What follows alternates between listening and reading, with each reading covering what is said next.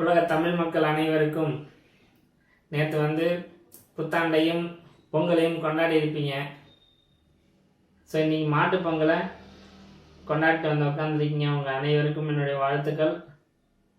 So இன்றைக்கி ஒரு முக்கியமான விஷயத்த ஷேர் பண்ணணும் அப்படிங்கிறதுக்காக தான் இந்த வீடியோ. இன்றைக்கி என்ன முக்கியமான விஷயம் சொல்ல போகிறேன்னு சொன்னால், பொங்கல் பண்டிகையோடைய வீழ்ச்சி, அதன் தொடர்ச்சியாக தமிழர்களுடைய கலாச்சார அழிப்பை பற்றியும் நம்ம பார்க்க போகிறோம். நித்திரையில் இருக்கும் தமிழா, சித்திரை அல்ல உனக்கு புத்தாண்டு, அண்டி பிழைக்க வந்த ஆரிய கூட்டம் கற்பித்ததே அறிவுக்கொவ்வா 60 ஆண்டு, தரணியாண்ட தமிழா தை முதல் நாளே உனக்கு புத்தாண்டு என்று சொன்ன பாவேந்தர் பாரதிதாசனுடைய வரிகளை நினைவு கூர்ந்தவனாக நம்ம அடுத்த விஷயத்துக்கு போவோம். ஏன்னா என்ன விஷயம் அப்படின்னு சொன்னா, மத்திய அரசு பொங்கலுக்கு 2 நாள் லீவ் விட்டுட்டு இருந்துச்சு. அப்புறம் அது 1 நாள் ஆக்குனாங்க. இப்போ 1 நாளும் லீவு இல்லைன்னு போன வருஷம் அறிவிச்சாங்க. அது பெரிய பிரச்சனையானவுடனே என்ன பண்ணிட்டாங்க, இந்த வருஷம் லீவு கட்டாயம் கிடையாது, பொங்கல் விடுமுறை மத்திய அரசுக்கு கட்டாயம் கிடையாது அப்படின்னு அறிவிச்சிட்டாங்க. ஸோ தமிழ்நாடு கவர்மெண்ட் அது என்ன பண்ணுச்சு, அது தன்னுடைய லீவை விட்டுருச்சு. மத்திய அரசுக்கு லீவு இல்லை, மத்திய அரசு பொங்கலுக்கு லீவு இல்லைன்னு சொல்லிட்டாங்க. நல்லா கவனிச்சிங்கன்னா, மேடை தோறும் திருக்குறளை சொல்லி ஆரம்பிக்கிறாங்க. தமிழ் எனக்கு ரொம்ப பிடிக்கும்னு சொல்றாங்க. ஆனால் தமிழையும் தமிழ் கலாச்சாரத்தையும் அழிக்கிறதுல ரொம்ப மும்முரமா இருக்காங்க. பொங்கல் தமிழ்நாட்டில் இப்போ சங்கரகாந்தியா மாறுது. எப்படி போகிக்கு முன்னாடி இருக்கக்கூடிய அந்த 1 நாள் பண்டிகை ஆயுத பூஜையா வேற ஒரு நாளுக்கு மாறிச்சோ, எப்படி தமிழ் புத்தாண்டு தை முதல் நாளா இருந்தது சித்திரை 1 மாறிச்சோ, அந்த மாதிரி என்ன ஆகுது, பொங்கலே இப்ப என்ன ஆகுது, சங்கரகாந்தியா மாறுது. நம்ம 12 மாசம் 12 பண்டிகை கொண்டாடிட்டு இருந்தோம். இப்போ உதாரணத்துக்கு நம்ம விதை விதைக்கிறதுக்கு ஒரு பண்டிகை கொண்டாடுவோம், அப்புறம் நாத்து நடுறதுக்கு ஒரு பண்டிகை கொண்டாடுவோம், களை எடுக்க பண்டிகை கொண்டாடுவோம், ஒவ்வொரு அதே மாதிரி அறுவடைக்கு பண்டிகை கொண்டாடுவோம். இந்த தைத்திங்களே அறுவடை திருநாள் தான், சரிங்களா? இப்போ அந்த மாதிரி நம்ம மாசம் ஒரு பண்டிகைன்னு கொண்டாடிட்டு இருந்தோம். ஏன்னா பண்டிகை நடந்துச்சுன்னா திருவிழா நடக்கும், திருவிழா நடந்துச்சுன்னா சந்தை, அந்த சந்தையை வச்சு வியாபாரம், விவசாயிகளுடைய பொருள் விற்பனை. ஸோ அந்த மாதிரி ஒரு பொருளாதார ரன்னிங்ல இருந்துச்சு தமிழனுடைய பொருளாதார கொள்கை. அதாவது நல்லா கவனிச்சிங்கன்னா, விவசாயம் சார்ந்து ஒரு 6 பண்டிகை, வியாபாரம் மற்ற விஷயங்கள் சார்ந்து ஒரு 6 பண்டிகை, சடங்குகள்லாம் சார்ந்து மொத்தம் 12 பண்டிகை கொண்டாடிட்டு இருந்தோம். ஒவ்வொரு பண்டிகைக்கும் பேர் மாற்றி வேற பண்டிகையா மாறிடுச்சு. அந்த மாதிரி பொங்கல் இப்ப சங்கரகாந்தியா மாறுது. நம்ம பொங்கலை 10 நாள் கொண்டாடணுங்க. எப்படி 10 நாள் அப்படின்னு சொன்னா, வீட்டை அந்த காலத்துல கார வீடுகள், அதுக்கு முன்னாடி வீட்டை சரி சமை பண்றதுல இருந்து, வீட்டுக்கு தேவையான பொருட்களை வாங்கறதுல இருந்து எல்லாத்தையும் முன்னாடியே ரெடி பண்ணி, போகி அன்னைக்கு தேவையில்லாத பொருட்களை வெளியே அனுப்பிச்சிட்டு, தேவையில்லாத பொருட்களை தேவைப்படுறவங்களுக்கு கொடுத்துட்டு, அவங்கள்ட்ட நமக்கு தேவையான பொருட்களை நம்ம பர்ச்சேஸ் பண்ணிட்டு வீட்டில் வச்சு, அப்படிதான் நம்ம போகியை கொண்டாடணும். போகிக்கு முன்னாடி நாளை கொண்டாடணும். அடுத்து பொங்கல் அன்னைக்கு எல்லாம் சந்தோஷமா இருந்துட்டு, அடுத்து மாட்டு பொங்கல் அன்னைக்கு எல்லா ஜீவராசியும் சந்தோஷமாக்கிட்டு, காணும் பொங்கல் அன்னைக்கு எல்லாரையும் போயிட்டு பார்த்து, காணும் பொங்கல் எல்லாரையும் போய் பார்த்து சந்தோஷம் அடைஞ்சிட்டு, கரிநாள் அன்னைக்கு ஆத்துல போயிட்டு ஜாலியா இருந்துட்டு, ஸோ ஒரு ஒரு ஒரு ப்ராசஸிங் 10 நாளா பண்ணி கொண்டாடணும். ஸோ அந்த 10 நாளுங்கிறது 7 நாள் ஆச்சு. 7 நாள் எங்க தாத்தா அப்பா பீரியட்லாம் 7 நாள் ஆச்சு. அது என்னோட பீரியட்ல நான் பார்த்தா 5 நாள் கொண்டாடி இருக்கோம். போகி பொங்கல், தைப்பொங்கல், மாட்டு பொங்கல், காணும் பொங்கல், கரிநாள் 5 நாள் கொண்டாடி இருக்கோம். 5 நாள் கொண்டாடினது அப்புறம் 3 நாள் ஆச்சு. என்ன ஆச்சு, போகி பொங்கல், பொங்கல், மாட்டு பொங்கல் 3 நாள் ஆச்சு.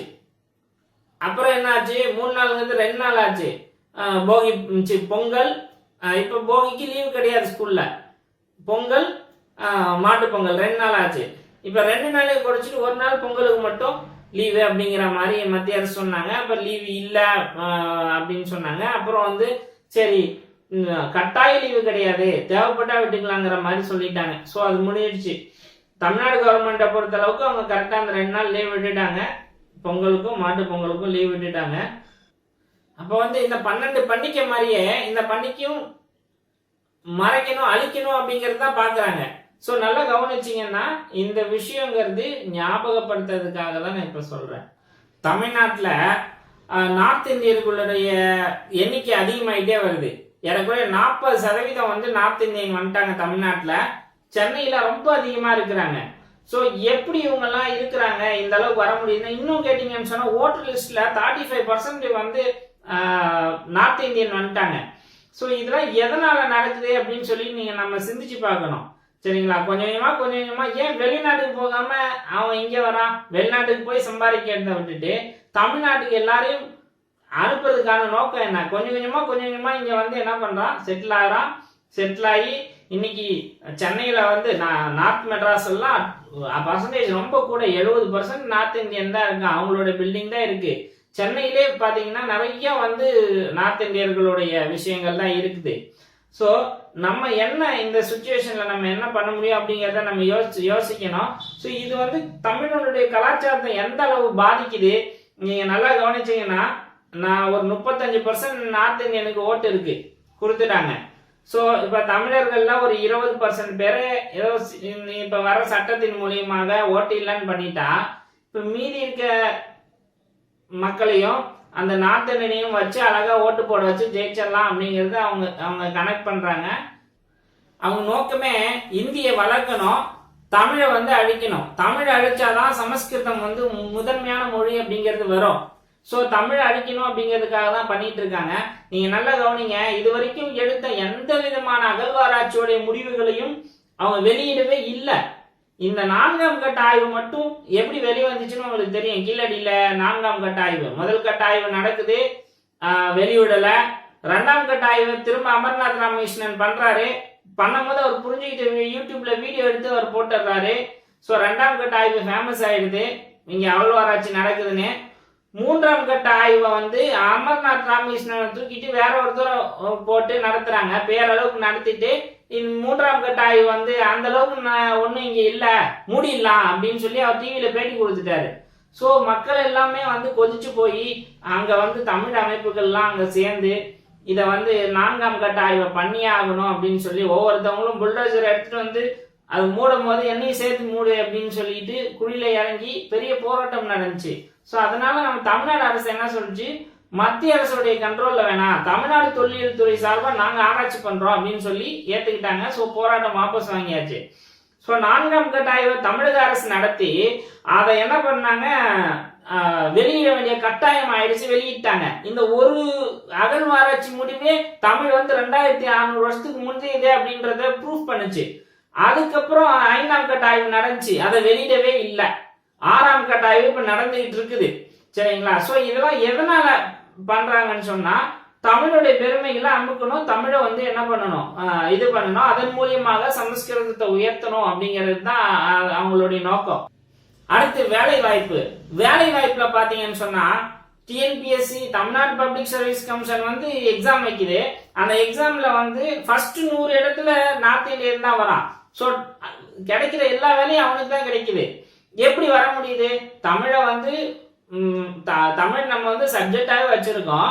ஸோ அதெல்லாம் தாண்டி ஒருத்தவன் பப்ளிக் சர்வீஸ் கமிஷன்ல ஃபர்ஸ்ட் 100 இடத்துல வரான், அதுவும் ஃபர்ஸ்டா வரான். ஸோ என்ன நடக்குது அப்படிங்கறத யோசிச்சு பாத்துக்கங்க. நீங்க போஸ்ட் ஆபீஸ்ல வேலைக்கு சேர்றதுல 90% அவன் தான் சேர்க்கிறாங்க. ரயில் பட்டி தொழிற்சாலை வரக்கூடிய எல்லா திட்டத்திலையும் இப்ப இந்த 6 வருஷமா சேர்க்கக்கூடியதுல மோஸ்ட்லி அவன் வடநாட்டுக்காரனை தான் சேர்க்கிறாங்க. தமிழ்நாட்டுல தமிழருக்கு வேலை இல்லாம வடநாட்டுக்காரங்களை கூப்பிட்டு வேலை கொடுக்க வேண்டிய நோக்கம் என்ன? இப்போ வந்து மெடிக்கல் காலேஜ் வரப்போகுது, 6 மெடிக்கல் காலேஜுக்கு பர்மிஷன் வாங்கிட்டாங்க. ஸோ எல்லாரையும் வடநாட்டுக்காரன் தான் கூப்பிட்டு வராங்க. ஸோ இங்க வடநாட்டுக்காரனுக்கு கூப்பிட்டு வந்து கவர்மெண்ட் வேலை கொடுத்து இங்க தங்க வைக்கிறதுக்கான காரணம் என்ன அப்படிங்கிறத நம்ம யோசிச்சு பார்க்கணும். நிறைய மக்களுக்கு இந்த விஷயம் புரியல. உதாரணத்துக்கு சொல்லணும்னா, நாடார்கள் எடுத்துங்க. நாடார்கள் வந்து ஒரு ஒரு சடன் ப்ரீட்ல அவங்க வந்து ஜாக்கெட்டே போடக்கூடாது. ஸோ அவங்க தண்ணியை கையால தொடக்கூடாது, தண்ணியை வந்து ஊத்தி ஒரு இது மூலியமா ஊத்தி தான் குடிப்பாங்க. ஸோ அந்த அளவுக்கு ஒரு உதாரணத்துக்கு நான் சொன்னேன். சரிங்களா? அவ்வளோ கீழ்த்தரமா அவங்கள வந்து கஷ்டப்படுத்தினாங்க. ஆனா இன்னைக்கு நாடார்கள் உயர்ந்துட்டாங்க. ஜாதிக்காக நம் பெரும் தலைவர்களுடைய உழைப்பு, இன்னைக்கு அவங்க உயர்ந்துட்டாங்க. ஆனா என்ன ஆயிடுச்சு, யாரெல்லாம் அவங்கள கொடுமைப்படுத்தினாங்களோ கஷ்டப்படுத்தினாங்களோ அந்த அந்த அவங்களுக்கே ஆதரவா இருக்கிறாங்க. ஸோ அதனால அவங்க புரிஞ்சிக்க முடியாத சுச்சுவேஷன்ல இருக்காங்க. ஒரு உதாரணத்துக்கு சொல்றேன். ஸோ நிறைய விஷயங்கள் நம்மளை நம்ம சுய பரிசோதனை செஞ்சு கொள்ளக்கூடிய சுச்சுவேஷன்ல இருக்கோம். ஸோ நாளைக்கு நான் முக்கியமான விஷயத்த சிஏ பத்தி முக்கியமான விஷயத்த நான் உங்களுக்கு வீடியோ போடுறேன். ஓகே, இப்போதைக்கு இது போதும். பாய்.